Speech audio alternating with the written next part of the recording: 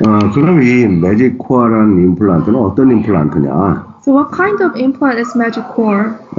사실 보통 우리가 많이 심는 임플란트는 여기에 매직 핀 스레드라고 되어 있는 것처럼 픽처 파트만 있는 본 레벨 임플란트를 주로 심지. So people conventionally usually place a implant that only has fixture part, which is a magic fin thread here. 그래서 이 픽처 파트는 우리가 뼈에 맞춰서 심는 개념이고. So it's a bone level implant, so you match the margin to the bone. 그리고 이제 두 번째 중간선 매직 커프 위에 있는 선, 이 선은 보통 고기까지 돼 있는 임플란트를 티슈 레벨 임플란트라고 얘기합니다. And then usually up to magic cuff, if the implant is up to magic cuff length, then usually they call it tissue level implants. 그리고 세 번째로 이제 매직 포트 위에 있는 그 선까지가 어버트먼트 포스트인데. So this is abutment post, this part. 이렇게 돼 있는 임플란트를 원바디 임플란트라고 얘기합니다. And we call that a one body implant. 그러니까 지금 아마 우리 매직 코어를 의사들한테 소개하면 이거 티슈 레벨 임플란트 스트라만하고 비슷한 거 아니야? 이렇게 얘기를 해요. So when we're introducing this to doctors, they may ask, isn't it similar to Straumann's tissue level implants? 그리고 또 어떤 사람은 그렇게 얘기할 수 있어요. 이거 일체형 임플란트, 원바디 임플란트네? 이렇게 얘기할 수도 있어요. Or they may ask, oh, this is a one body implant. 그런데 다 아니죠. But they're not all not right. 여기서 중요한 거는 조금 아까 내가 얘기한 본 레벨 임플란트, 티슈 레벨 임플란트, 원바디 임플란트는 다 플랩 서저리를 하기 위해서 만들어진 임플란트예요. I would like to tell you that bone level implant, tissue level implants, and one body implants are all designed for flap surgeries. 그러니까 결국 그 임플란트는 미니멀리 인베이시브 임플란트 트리트먼트를 하기 위해서 만들어진 게 아니라는 거예요. That means those implants were not designed to do minimally invasive implant treatment. 우리가 만약에 바이오리위드스 쪽에 대해서 얘기를 하면은 지금 스트라만의 임플란트가 티슈라 임플란트가 그런 개념으로 개발되지는 않았지만 그 친구들이 우리도 뭐 그 똑같은 효과를 낼 수 있어 이렇게 얘기는 할 수 있어요. Even though they didn't intentionally aim for it, but Straumann's tissue level implants could argue that we could match those biologic with. 그렇지만 스트라만 티슈 레벨 임플란트로 하면서 뼈 중심의 임플란트 치료를 할 수 있다고 얘기할 수는 없는 거예요.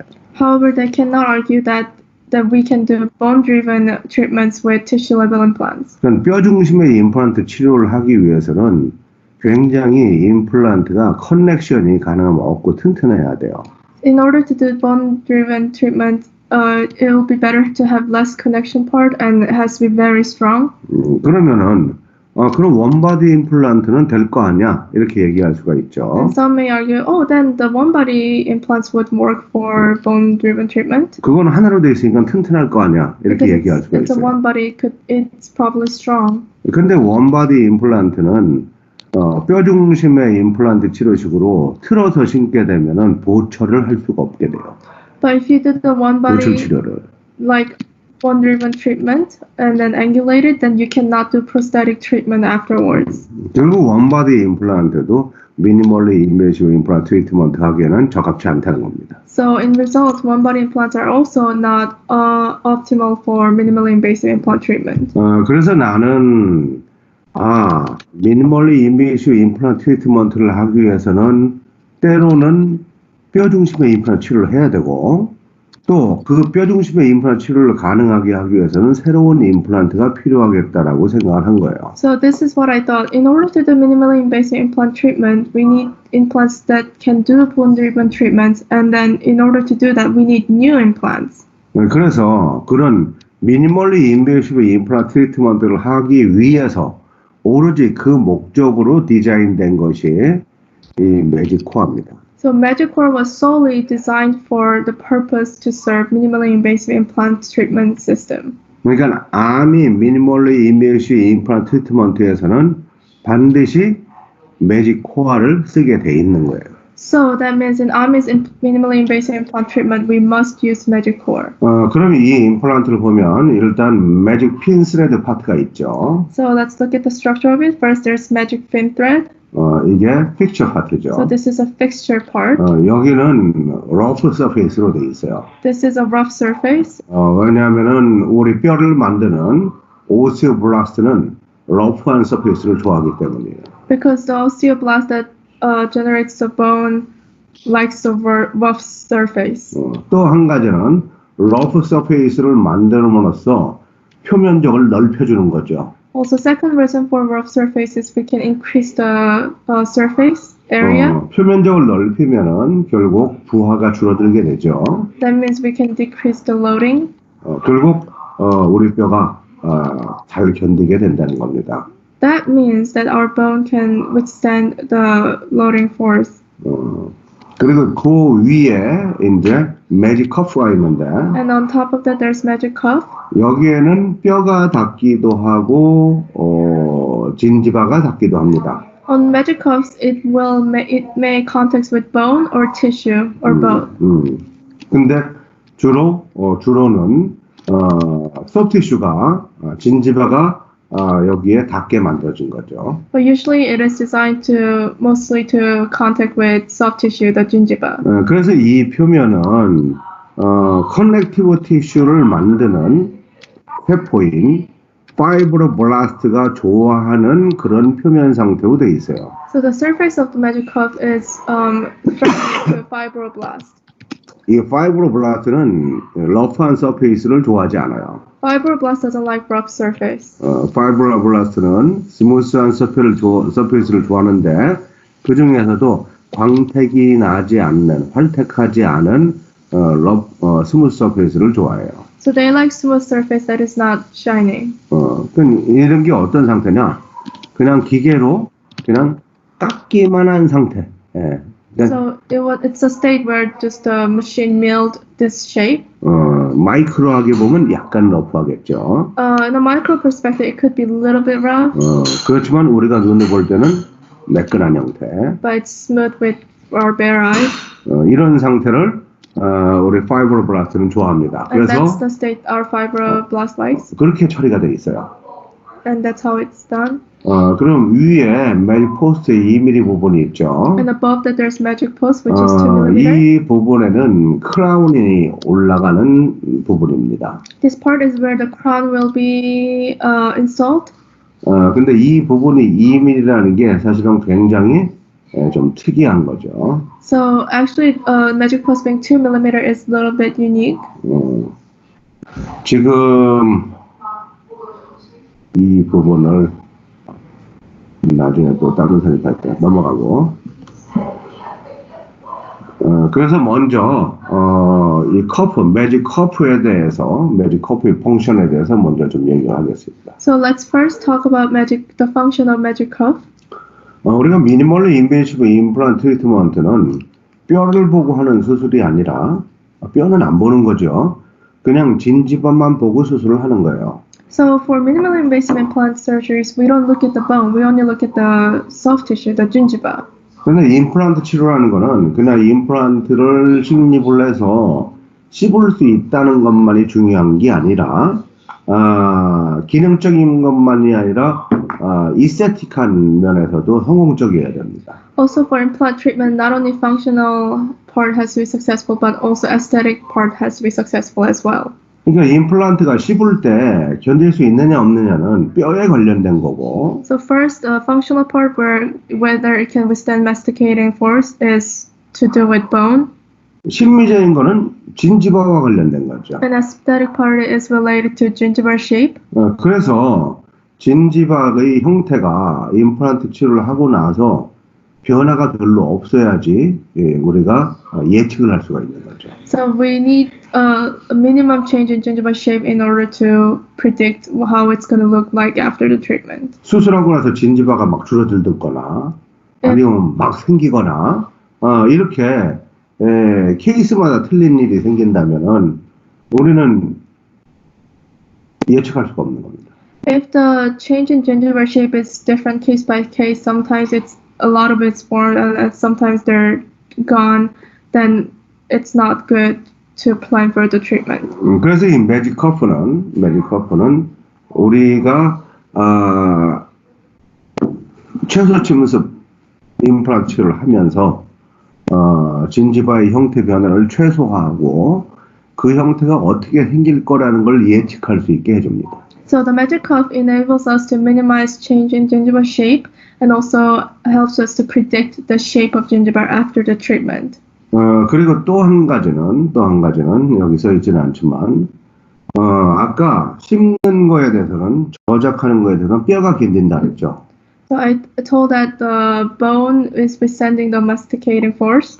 근데 이 뼈를 보호해 주는 거는 소프티슈예요. But what protects the bone is the soft tissue. 소프티슈가 없으면 본은 다 녹아서 없어지게 되죠. If there's no soft tissue, the bone will be resorted. 그래서 이 소프티슈가 본을 보호를 하는데 그 보호하는 기능을 확실하게 해주는 역할을 이 매직 커프가 합니다. So the soft tissue protects the bone, and then magic cuff makes sure the soft tissue is protecting the bone. 그럼 이런 것들은 미니멀리 인베이시브 임플란트 트리트먼트랑 어떤 관계가 있느냐? So how are these related to minimally invasive implant treatment? 우리 미니멀리 인베이시브 임플란트 트리트먼트의 개념은 수술의 횟수를 줄이는 거죠. So our concept of minimally invasive implant treatment is minimizing the number of surgery. 수술을 줄이는 개념이 중요하게 작용을 해요. It's an important concept. 만약에 수술을 하고 있는데 진지바 모양이 이상하게 변했다. Let's say during the surgery, gingiva shape has changed in a weird way. 그럼 다 낫고 나서 또 다시 수술을 해야죠. 연조직에 대해서. Then means after the healing, then we have to do another surgery regarding gingiva shape. 기존에는 그렇게 돼 있어요. That was the conventional method. 우리는 예측함으로써 수술하면서 이런 거를 미리 개선을 할 수 있다는 겁니다. So we can predict the changes of gingiva shape and we can improve that during the surgery. 그리고 소프티슈가 뼈를 보호하지 못하면 그 임플란트는 오래가지 못하겠죠. Also, if soft tissue cannot protect the bone, that implants won't last for long. 그럼 나중에 그 자리에다 다시 또 임플란트 수술을 해야 돼요. That means you have to do another implant surgery on that side. 이렇게 여러 번 하는 것 자체가 미니멀리 인베이시브 임플란트 트리트먼트 개념이 아니라는 겁니다. So I'm saying that this number of multiple surgery is not does not fit to the concept of minimally invasive implant surgery. 그리고 이제 두 번째는 알베올라 크레스트가 경사지에 있는 경우가 협축으로 경사지에 있는 경우가 굉장히 많아서 일반적으로는 그런데 GBR을 하고 임플란트 치료를 하죠. So usually there's a lot of cases where alveolar crest is slanted towards buccal side. And in that case, we have to do bone grafting, and that was the conventional method. 근데 GBR을 하려면 어디가? GBR을 하려면 플랩을 열어야 됩니다. But if you want to do GBR, you have to open the flap. 멤브레인 써야 되고. You have to use the membrane. 이런 문제들이 생기죠. A lot of problems. 그래서 이러한 가능성을 줄여야지 우리가 최소 침습 임플란트 치료가 되는 겁니다. So we have to minimize these chances in order to perform minimally invasive implant treatment. 넘어가고. 그럼 이제 먼저 우리가 많은 치과 의사들이 관심을 갖고 있는 치주 질환에 대해서 한번 보겠습니다. So let's talk about perio-related diseases that a lot of doctors are interested in. 여기 맨 왼쪽의 사진을 보면은 If you look at the picture on the far left, 맨 왼쪽의 사진을 보면은 임플란트에 심어져 있는데 오른쪽으로 고리식이 돼 있죠. So if you see that there's bone grafting done on our right side here. 이게 보통 일반적인 지금 현재 임플란트 치료법이죠. This is a normal conventional implant treatment. 뼈가 부족하면은 저렇게 고리식을 하고. So when we need more bone, we do the bone grafting. 함으로써 잇몸의 형태도 좋게 만든다는 거예요. And through that, we can also improve the gingival shape. 그래서 지금 현재 임플란트 치료 개념으로 보면은 고리식을 하는 이유는 두 가지로 볼 수가 있는데. So in conventional perspective, there's two reasons we do bone grafting. 상악동과 같이 힘을 받을 뼈가 저장력에 대해서 견딜 뼈가 없을 때 뼈를 만들어주는 그런 목적이 있고. First, we are creating more bone so that the bone can withstand the masticating force, loading force. 또 하나의 목적은 GBR을 하니까 뼈를 만들어주니까 진지바가 형태가 변하겠죠. Also through GBR, the gingiva shape will change as well, right? 심미적인 목적으로 GBR을 하기도 합니다. So the second purpose is for aesthetic purpose. 그래서 우리가 이렇게 일단 왼쪽처럼 수술을 하는데 이렇게 수술하면은 우리가 볼 때는 겉에서만 보기 때문에 아주 잇몸 모습도 보기 좋고 잘 치료가 된 거로 보입니다. We look at from the outside, it looks good. The gingiva shape looks good and the implants looks good. 근데 뭐 전부 다는 아니지만 이 중에 일부는 몇 년 되지 않아서 중간에 그림처럼 잇몸이 뼈도 녹아버리고 잇몸이 가라앉는 일이 생깁니다. But in some cases, after some couple of years, the gingiva has moved downwards and also the bone was resorted, like the middle. 그래서 이런 상태를 우리는 진지바만 가라앉은 거를 진지바 리세션이라고 얘기하고 And then we call this gingiva recession when gingiva is sunk down. 뼈까지 녹아서 없어지면서 지속적으로 뼈가 녹는 상태를 페리임플란타이티스라고 얘기를 합니다. And if the bone is also lost, then we call it periimplantitis. 아무튼 페리임플란타이티스가 몇 년 만에 나타나게 된다는 거예요. So then I'm telling you that periimplantitis happens in like 그러면은 지금 현재는 많은 의사들이 뭐를 집중을 하고 있냐? 그러면 이 페리임플란타이티스가 발생이 되면 어떻게 다시 리커버리 할 거냐? 원래의 상태로. 또 진지바 리세션이 왔을 때 어떻게 다시 심미적으로 원래의 상태로 만들 거냐에 대해서 굉장히 많은 연구를 하고 거기에 대한 강의도 있고 그렇습니다. So there are a lot of research and lectures done of how to improve gingiva recession and treat like gingiva recession or periimplantitis. 그렇죠. 이 리커버리 하는 방법에 있어서는 의사들이, 연구가들이 항상 자기의 노하우를 얘기하는 거에 불과해요, 지금은. But until now, when they talk about this recovery method, they just talk about their experiences and then their method based on experiences. 그래갖고 어떤 때는 그 리커버리가 되기도 하고 어떤 때는 안 되기도 하고 그렇습니다. That means sometimes it works and it recovers and sometimes it does not. 즉, 이 리커버리에 대한 공식적인 프로토콜이 지금 전 세계에 나와 있지 않다는 거예요. That means in the world there is no official protocol regarding the recovery of these diseases. 그러니까 이런 문제가 생기면은 의사들이 더 머리가 아프고 더 그래서 그런 강의에 관심을 갖는 거죠. So that's why when these problems occurs, doctors pay attention to those lectures and researches. 그래서 우리는 그러면은 이 페리임플란타이티스가 임플란트 2-3년 만에 오는데 그럼 자연치아에서는 보통 페리오돈타이티스가 얼마나 지나야지 발생이 되느냐 한번 따져봐야 된다는 거예요. That means we have to argue. So periimplantitis happens within 2-3 years, but in natural tooth, how long does it take for periodontitis to happen? 우리가 일반적으로 관찰해본 페리오돈타이티스는 이가 나오고 나서 최소한 한 30년은 있어야지 발생이 돼요. So periodontitis that happens at least after 3 or 4 decades. 뭐 지금 한 20-30대 뼈가 녹아 없어지고 이가 빠지고 한 일은 거의 없잖아요. Usually you never will experience that in your 20s or 30s that your bone is resorted and then your tooth is lost. 최소한 40대 이상 돼야 그런 일이 생겨요. It happens at least after 40s. 그러니까 자연치아는 한 30년 걸려야지 이런 일들이 생기는데 왜 임플란트에서는 2-3년 만에 이런 일도 생기고 하냐 하는 거예요. So I'm asking the question, in our natural tooth, it takes decades to this diseases to happen, but why in implants it happens within a couple of years? 그리고 지금 실제로 본 레벨 임플란트는 한 10년 정도 지났을 때 이런 치주적인 문제가 상당히 많이 발생하는 걸로 나타납니다. So actually, for bone level implants, a lot of periodontal issues occurs within 10 years of implantation. 그러면 임플란트를 해서 10년을 썼다. 10년을 쓰고 다시 임플란트 치료를 하게 됐어요. Let's say you use implants for 10 years and then did another implant surgery. 환자가 거기에 대해서 불만을 가질까요? Do you think patient would be like frustrated about that? 여태까지는 인간의 수명이 짧기 때문에 아마 불만 안 가질 수도 있어요. They may not be frustrated because until now the life expectancy was not as high as it will be. 나 쓸 만큼 썼으니까 괜찮아 이렇게 생각할 수도 있죠. They might think like, oh, I've used enough and maybe it's time to change. 근데 지금 수명이 계속 길어지고 있죠. But the life expectancy is continuously to grow.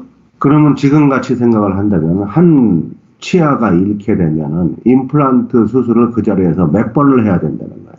That means, in considering that means if implants is failed, then we have to do it multiple times again and again. 예전에는 보통 40, 50대 이를 잃게 되면은 뭐 좀 기다리다가 임플란트 하고 그러면 그거 쓸 만큼 쓰고 그러다 그냥 죽었어요.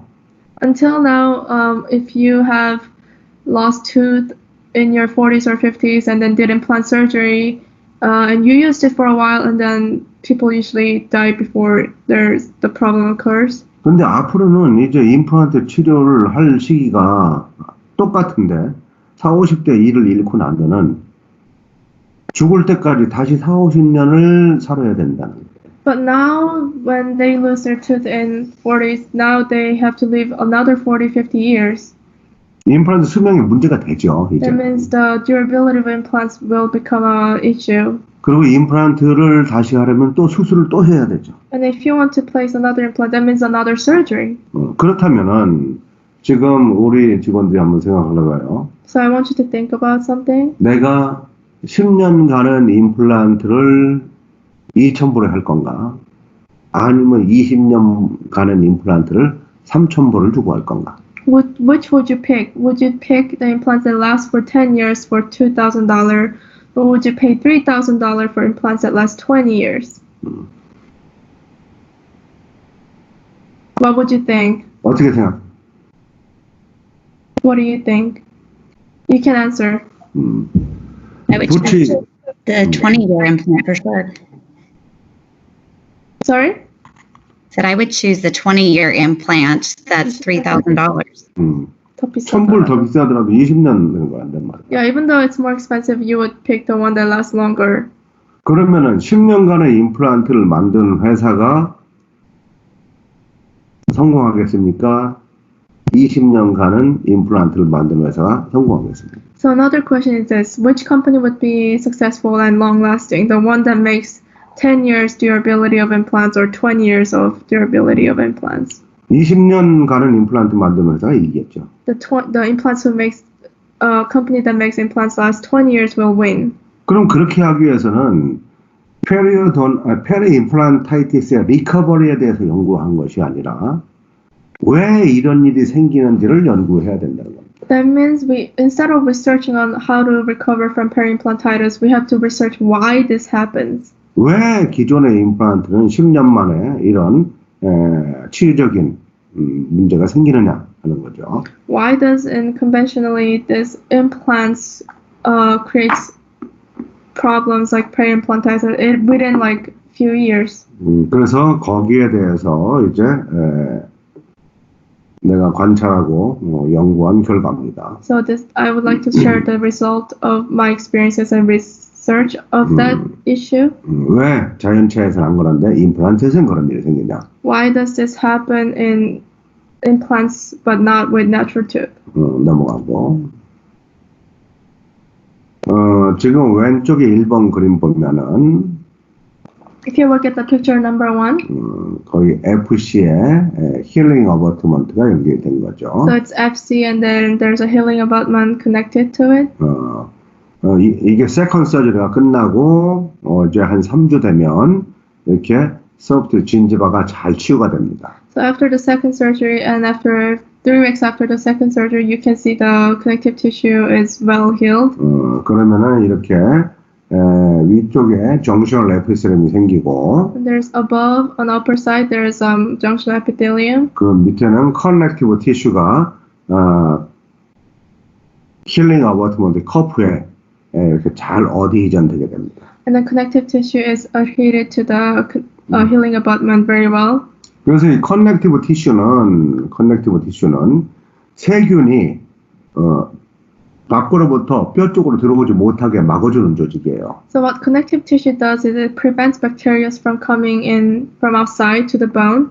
그래서 이거는 어느 정도가 반드시 있어야 돼요. So that means we need to have certain amount of connective tissue in our body. 그래서 반드시 최소 1mm 이상의 폭으로 이 커넥티브 티슈가 어디전 돼 있어야 됩니다. That means at least 1 millimeter width of connective tissue should be adhered to the implant.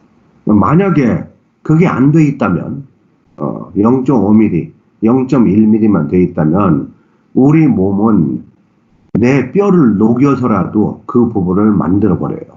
However, if there's less than 1 millimeter of connective tissue, our body will create more connective tissue, even if it means resulting in bone. 그래서 이 커넥티브 티슈가 한 1mm 이상이 되고 이 정션을 에피셀륨이 잘 생겨서 이렇게 치유가 돼야지 우리 치주가 건강하게 됩니다. And we have to have a healthy junctional epithelium and connective tissue to remain healthy condition. 그래서 이 정션을 에피셀륨과 커넥티비티를 합쳐서 우리는 biological width라고 얘기를 해요. And then combination of this junctional epithelium and connective tissue is biological width. 이 biological width는 우리 몸의 내부에서 외부로 구멍이 뚫렸을 때 방어하는 그런 structure요. Biological width is a structure that is formed when there is some sort of hole or formed and then has outside is exposed to the outside world. 이 구조가 깨져서 뼈가 녹는 것이 결국 페리임플란타이티스입니다. So if this structure is destroyed and resorb the bone, that means that is the periimplantitis. 그래서 일본 그림은 아주 좋은 거예요, 지금. So picture number 1 is a good state, good condition. 이때쯤 되면 뼈도 잘 났고, 그리고 진지바도 아주 잘 나 있는 상태입니다. There's a good gingiva and then the bone is well healed.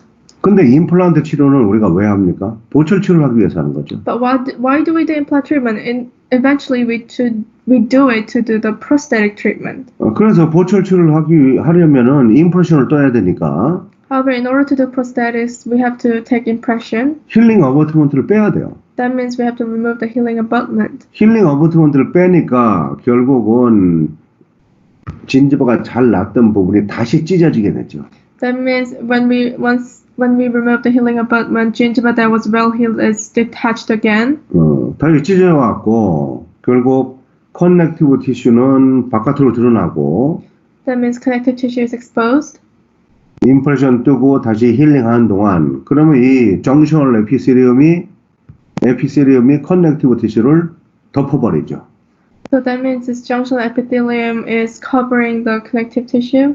이 에피셀리움은 우리 안쪽에 있는 커넥티브 티슈를 피게 하는 역할을 하는 거예요.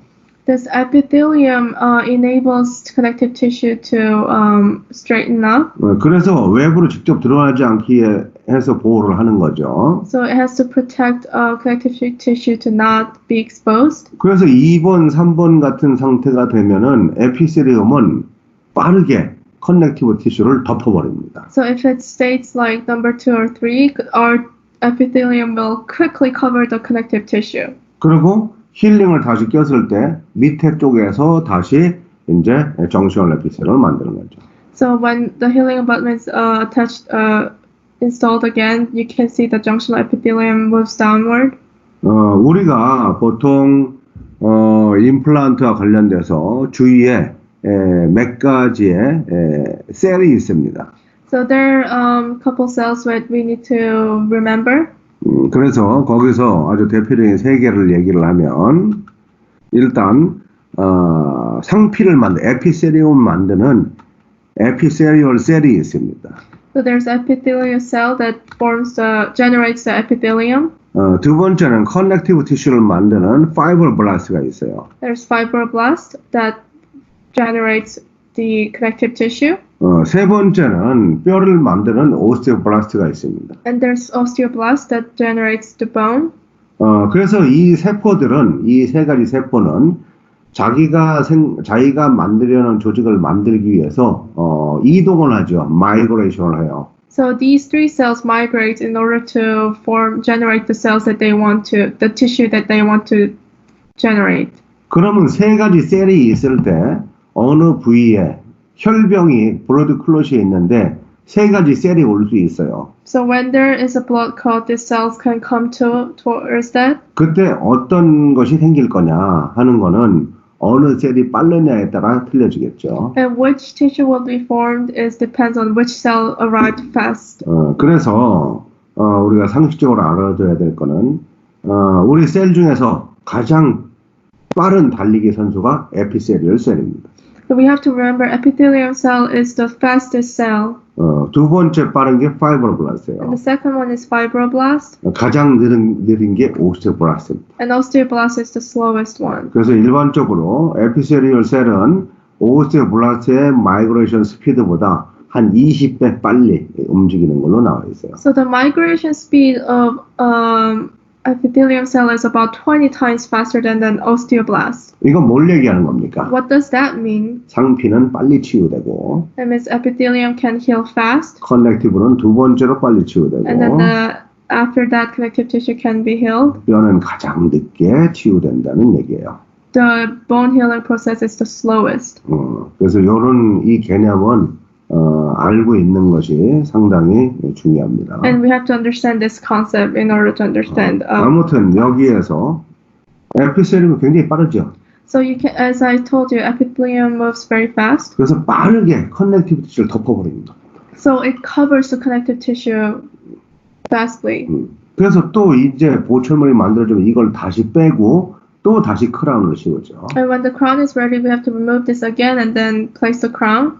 그럼 그 결과로 해서 정슈널 에피셀리움은 저 뼈 쪽에 가서 붙고 So the junction epithelium is attached to the bone. 그 결과로 썰쿠스가 굉장히 깊게 나타나죠. That means there's a deep sulcus. 그래서 보통 우리가 번레빌 임플란트에서 진지벌 썰쿠스의 깊이를 보통 평균적으로 한 3mm 정도로 보는 겁니다. So in average, there's about 3 millimeter of gingival sulcus depth. 썰쿠스가 깊어지니까 그러면은 커프에 닿을 수 있는 커넥티브 티슈 양이 줄어들었죠. Because the sulcus is deep, that means there are less connective tissue adhered to the cuff. 1번 그림 보면 이렇게 커넥티브 티슈가 많이 붙어 있었던 게 Compared to the picture number one, there were more than enough connective tissue. 정시널 에피셀이 쭉 내려와 버리니까 조금밖에 없죠 이제. Because junction epithelium moved downwards, there's only a little bit of connective tissue left. 이 상태로는 뼈를 보호할 수가 없는 거죠. 세균을 막을 수가 없어요. With that little bit of connective tissue, our body cannot protect our bone from the exposure of bacteria. 그러니까 우리 몸은 더 많은 커넥티브 티슈가 필요한데 So our body needs more connective tissue. 에피셀리움을 위로 올리면서 만들 수가 없어요. We cannot move epithelium upwards. That's not how they make the more connective tissue. 왜? 에피셀리움을 우리 몸이 생리적으로 녹였다 하더라도 에피셀리움 셀이 더 빠르니까 다시 에피셀리움을 차게 되는 거죠. Because even though epithelium cell is resorted, because their cell is faster, they can heal faster than connective tissue. 그럼 자기보다 더 느린 애를 없애버리면 자기가 차지할 수 있죠. That means they have to resort something that is slower than themselves. 그래서 우리 인면 시스템이 반응하는 거예요 여기서. That's how our immune system responds. 인면 시스템에서 반응을 해서 오스티오클라스트에서 뼈를 녹여버립니다. So they resort the bone through osteoclast. 뼈를 녹여버리고 나서 그 다음에 오스티오블라스트가 빠르냐, 파이브로블라스트가 빠르냐? So which one is faster, fibroblast or osteoblast? 파이브로블라스트가 빠르죠. Fibroblast is faster. 그 커넥티브 티슈에서 차는 거예요. So that means there will be more connective tissue where the bone is resorted. 그래서 우리 몸 안쪽에 있는 뼈를 방어할 수 있는 충분한 양의 커넥티브 티슈의 어디히전을 확보하는 겁니다. And that's how they achieve enough adhesion of connective tissue to the bone. 이러한 과정을 겪어서 만들어진 잇몸 상태가 6번이에요. So the result of that is number 6. 그러니까 본 레벨 임플란트는 다 이런 과정을 겪게 되는 거죠. So bone level implants experiences this process. 그러면 이 구조가 좋으냐? So is this 자연체랑 어떤 차이가 있느냐? so what kind of difference does this structure has with the natural tooth structure? 자연체에서는 진지벌 썰쿠스의 깊이가 보통 1mm 정도로 보면 돼요. For natural tooth, there's only 1 millimeter average depth of gingival sulcus, 그런데 본 레벨 임플란트는 한 3mm 된다는 거죠, 평균. but there are 3 millimeter depth gingival sulcus depth in bone level implants. 그리고 두 번째로 커넥티브 티슈가 자연치아에서는 샤페이스 파이버가 굉장히 탄탄하게 치근하고 연결을 해주고 있어요. 루트하고. However, in natural tooth, the Sharpey's fiber is attaching the connective tissue and the root very strongly, 그래서 그런 거를 어태치먼트 상태라고 하죠. and we call that attachment. 그런데 임플란트에서는 금속이니까 샤페이스 파이버가 들어갈 수가 없죠. However, in implant, it's a metal, so the Sharpey's fiber has no room to get in. 그래서 샤페이스 파이버가 들어갈 수 없으니까 샤페이스 파이버가 주위를 뱅뱅뱅뱅 돌면서 회전하면서 점착을 하고 있는 거예요. 늘러붙어 있는 거죠. So Sharpey's fiber is instead of like going into the metal because it cannot go in, it's surrounding that metal structure and is adhered to it. 그래서 이거는 어드히전이라는 표현을 하죠. That's why, and then we express this structure as adhesion.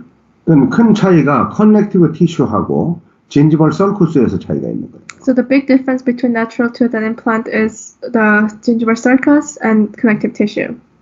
그렇다면 자연치아에서는 20-40년간 괜찮았는데 임플란트에서는 10년 정도면 그 안에 문제가 생기는 거는 차이점이 이 두 가지니까 결국 여기에서 문제가 생긴다고 우리가 예측할 수가 있겠죠. That means eventually the problem that why more problems occur faster in implants is from these two reasons, the connective tissue and gingival sulcus. 그런 기존에 나타난 문제를 그럼 한번 보면 If we look at the problems, 일단 진지벌 썰쿠스가 깊어지면 if the gingival sulcus is deepened, 썰쿠스 바닥의 위쪽에 있는 5번 그림에서 썰쿠스 바닥에서 위쪽에 있는 요 잇몸 부위를 프리 진지바라고 합니다. so we call this area on top of the sulcus, this upper gingiva, as a free gingiva. 안쪽만이 아니라 이 바깥쪽까지 이만큼이 프리 진지바. 요 바깥쪽은? 위는 여기 이렇게요. 그러니까 이 바닥 수준에서 진지발 썰쿠스의 바닥에서부터 이 위에 있는 게 프리 진지바. We call this area that I'm pointing with my mouse, we call this free gingiva. 그러니까 이 프리 진지바라는 거는 어디에 딱 고착돼서 붙어 있는 진지바가 아니라는 거야. This free gingiva is not attached or adhered to anything. 그러니까 만약에 이 프리 썰쿠스는 깊으면서 그러니까 프리 진지바의 높이는 높으면서 Sulcus is deep and the height of free gingiva is high. 이 두께가 얇다면 And if it's also thin, 안정되지 않겠죠. then it's not stable. 그러면은 진지바 리세션이에요. That means there will be gingival recession. 그래서 기존에 임플란트를 하는 의사들이 임플란트에서는 진지발 바리오 타입이 C하면 진지발 리세션이 온다 이렇게 얘기를 하는 겁니다. So conventional, they said if the gingival biotype is thin, then it's more likely that gingival recession will happen. 진지바가 얇으면은 썰쿠스가 깊으니까 안정성이 떨어져서 리세션이 오는 거죠. Again, that means if gingiva is thin, sulcus is deep, and then there's less stability and gingival recession will happen. 그래서 기존의 임플란트 치료에서는 어떻게든지 이 진지발 바리오 타입을 시크하게 만들려고 노력을 해라 이렇게 가르치는 겁니다. So in conventional method, they teach that you have to try to make the gingival type as thick as possible.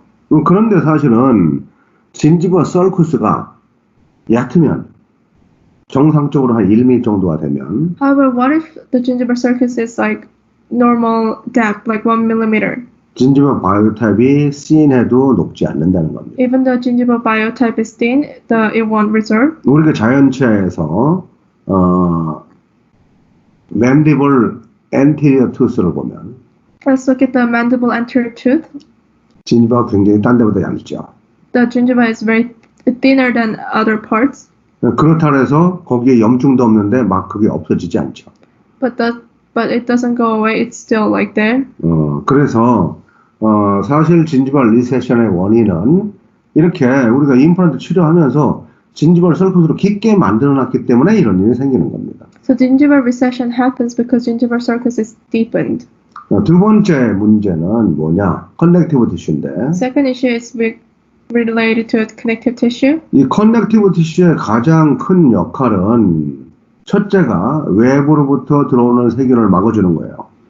So the first main purpose of connective tissue is protecting our body from external bacteria. 두 번째로는 커넥티브 티슈 위에 에피셀리움이 있죠. 그 에피셀리움은 결국 진지바의 형태를 나타내는 거고, 그래서 에피셀리움을 받쳐서 진지바의 형태를 유지시켜주는 그런 기능을 하는 겁니다. So as you can see, there's epithelium above the connective tissue, right? So another purpose of connective tissue is supporting that epithelium to form a ideal shape of gingiva. 근데 페리임플란타이티스는 사실은 세균하고 관련된 거죠. However, periimplantitis is related to bacteria, 세균을 잘 막느냐 못 막느냐예요. whether we can prevent it from coming in or not. 근데 6번 그림에서 보면은 If you look at the picture number 6, 커넥티브 티슈가 러프 서페이스에 어디 이전돼 있죠. connective tissue is adhered to a rough surface. 커넥티브 티슈는 파이브로블라스트가 만들고 Connective tissue is generated by fibroblast. 이 파이브로블라스트는 스무스 서페이스를 좋아한다 그랬죠. And then you remember fibroblasts like smooth surface. 스무스 서페이스를 좋아하는데 러프 서페이스에 어디 이전 내라 하면은 그 어디 이전의 정도가 별로 좋지 않은 겁니다. That means if it had to be adhered to the rough surface, then the adhesion is not as good as it would be in a smooth 그래서 surface. 진지바가 외부와 뼈 쪽을 이렇게 실하는 실의 효과가 굉장히 떨어지는 거죠. That means the effect of gingival seal is less. 그리고 또 하나는 임플란트와 어버트먼트 결합 부위에 작은 마이크로 갭이 생깁니다. And then there will be a micro gap between the abutment and implant. 우리가 아무리 가공을 잘해도 거기에 갭이 전혀 없을 수가 없죠. It's impossible to not have any gap between those, 두 개를 연결한 사이에 갭은 당연히 있게 되는 겁니다. because if two structure was connected to each other, that means there will be some sort of gap. 그 틈을 통해서 임플란트 안쪽에 세균이 살게 되는 거죠. And through that micro gap, the bacteria will be residing there. 그러니까 결국은 세균을 막아주는 구조 안에 세균이 살고 있는 거예요. That means into the structure that very structure that protects the bacteria is living in that structure. 이런 것들이 문제를 일으키는 거죠. And that kind of things cause the issue. 그래서 사실은 이런 부분들에 대해서 예전에 익스터널 커넥션의 임플란트는 문제가 더 컸었어요. So external connection implants used to have more problems. 그렇죠. 이렇게 인터널 커넥션은 약간 싱킹이 되면서 좀 밀폐해주는 효과가 있어서 익스터널보다는 좀 덜하지만 Internal connection has a little better because of the sinking effect. It seals better. 역시 마이크로 갭이 존재하고 염증대가 존재할 수가 있는 겁니다. But they still have micro gap. That means a potential for infection. 이거는 이제 다니다 보면 이제 바이콘 유저나 바이콘을 쓰는 사람들이 얘기를 할 수 있기 때문에 내가 그냥 상식적으로 얘기를 해주면은 I'm gonna mention you something because you'll meet a lot of Bicon users. 바이콘은 픽처에 어버트먼트를 스크루로 조이는 게 아니라 망치로 쳐서 픽스인 시켜서 박아버리죠. So for Bicon, they do not screw abutment. They mallet it and then just stuck it into the implant. 그러니까 어버트먼트를 두드려서 끼워주는 방식입니다. So they fixate the abutment into the implant. 강제로 픽세이션을 시키는 거죠. They're forcing the fixation system. 그렇기 때문에 자기네들은 틈이 전혀 없다. So they argue that there is no gap in their implant. 자기네들은 연구해본 결과 그 마이크로 갭이 0.4 마이크론 이하다 이렇게 얘기를 해요. And they said their microgap is below 0.4 microgram. 그러면 일반적인 세균이 들어가서 살려면 갭이 어느 정도 돼야 되느냐? 일반적인 세균의 크기가 0.5 마이크론입니다. However, normally average, the size of bacteria is 0.5 micron. 근데 0.5 마이크론 이상의 갭이 있으면 무조건 세균이 산다는 거예요. That means 반대로. if there's a microgap larger than 0.5 micron, there will be bacteria. 그래서 마이콘이라는 회사는 억지로 박아 넣어갖고 우리는 그런 갭도 없다 이렇게 주장하는데 So the Bicon says like we don't have that gap. 이론적으로는 그런데 Theoretically, it's true, 가공상에서 오류가 발생이 될 수 있습니다. but there could be some errors during the production of those products. 가공할 때 중앙축이 맞지 않으면은 아무리 박아 넣어도 한쪽 부분 떠 있게 되죠. So if during the process, if the axis is wrong, then even though how hard you meld it or fixate it to the implants, there will be some gap. 그래서 이론적으로는 굉장히 리즈너블한데 So it's very reasonable theoretically, 그리고 많은 의사들이 그 이론이 맞으니까 제품도 실제로 그럴 거라고 생각하는데 and they expect because of that theory, the products will follow that theory. 그렇지 않을 수 있다는 것을 알아두면 됩니다. We have to know that not all products will be perfectly matched to that theory. 이론하고 가공의 문제는 다른 문제죠. Theory and production, manufacturing is a different issue. 아무튼 이 마이크로 갭이 존재한다는 것은 So when I talk about microgap, 커넥티브 티슈 안에 크로닉 인플라메이터리 존이 있다는 것이고 that means there's a chronic inflammatory zone in the connective tissue. 어떤 변화가 있으면은 이 부분이 에큐트 상태로 변해서 And if there's some change in our body, they could turn into acute state. 커넥티브 티슈를 다 파괴할 수 있다는 It 겁니다. can destroy the connective tissue. 그러니까 시한폭탄을 안고 있는 거죠. So it's like a bomb. We're holding a bomb. 그러니까 임플란트하고 뭐 전혀 잇몸에 문제가 없다가 So even after implant treatment, we don't have any issues in gingiva. 엑스레이 찍었을 때도 괜찮았어요. It was fine through X-ray scan. 근데 한 1년 지나서 갔더니 뼈가 푹 없어져 있어요. But after a year, sometimes there's a cases where the bone is resorted. 이런 일들이 나도 모르게 생길 수 있다는 거죠. This could happen. 12시. 그래서 오늘은 기존의 본 레벨 임플란트에서 왜 이런 치주적인 문제가 발생하는지 요거에 대해서 오늘 얘기를 했습니다. So I talked about why this periodontal issues happen with conventional implants. 오늘 얘기한 것들 이해갑니까? Did everyone understand? 내가 가능한 이로 Today's 좀 session? 천천히 하고 자세히 하려고 했는데 I try to make it slow and as detailed as possible.